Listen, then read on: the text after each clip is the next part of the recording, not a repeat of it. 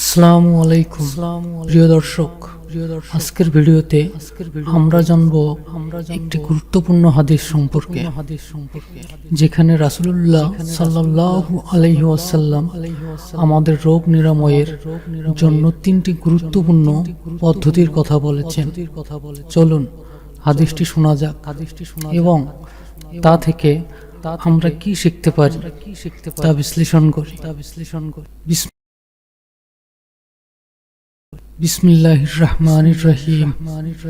জাবির ইবনু আব্দুল্লাহ রাদিয়াল্লাহু আনহু হতে বর্ণিত, তিনি বলেন, আমি নবী সাল্লাল্লাহু আলাইহি ওয়াসাল্লামকে বলতে শুনেছি, তোমাদের ঔষধসমূহের কোনটির মধ্যে যদি কল্যাণ থাকে তাহলে তা আছে সিংহাদানের মধ্যে, কিংবা মধুপানের মধ্যে, কিংবা আগুন দিয়ে ঝলসানোর মধ্যে, তবে রোগ অনুসারে। আমি আগুন দিয়ে দাগ দেয়া পছন্দ করি না। উক্ত হাদিসটির ব্যাখ্যা। সিংহাদান হচ্ছে শরীর থেকে অপ্রয়োজনীয় রক্ত বের করে দেয়া। এটি রোগ নিরাময়ের একটি সুন্নাহ পদ্ধতি। আধুনিক চিকিৎসা বিজ্ঞানে এটাকে কাপিং থেরাপি বলা হয়। এর উপকারিতা: রক্ত সঞ্চালন বৃদ্ধি করে, শরীরের ব্যথা কমায়, বিষাক্ত উপাদান দূর করে। মধুপান। কুরআনেও মধুর প্রশংসা এসেছে।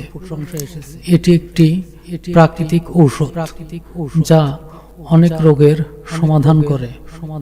বৈজ্ঞানিক উপকারিতা: রোগ প্রতিরোধ ক্ষমতা বাড়ায়, হজম শক্তি বাড়ায়, ইনফেকশন ও সর্দি কাশিতে উপকারী। আগুন দিয়ে ঝলসানো। এটি একটি পুরনো চিকিৎসা পদ্ধতি যেখানে তাপ দিয়ে ক্ষতস্থানের চিকিৎসা করা হতো। তবে রাসূল সাল্লাল্লাহু আলাইহি ওয়াসাল্লাম ব্যক্তিগতভাবে এটি পছন্দ করতেন না। এর শিক্ষা: সহজ ও আরামদায়ক পদ্ধতি বেশি গ্রহণযোগ্য।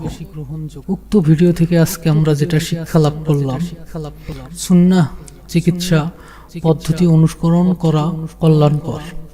সিংহা ও মধুর ব্যবহার আধুনিক চিকিৎসার স্বীকৃত।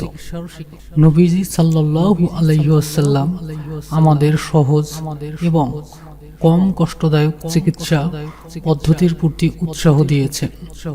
এই হাদিস থেকে আমরা শিখলাম সুন্নাহ অনুযায়ী জীবনযাপন কত সুন্দর ও উপকারী।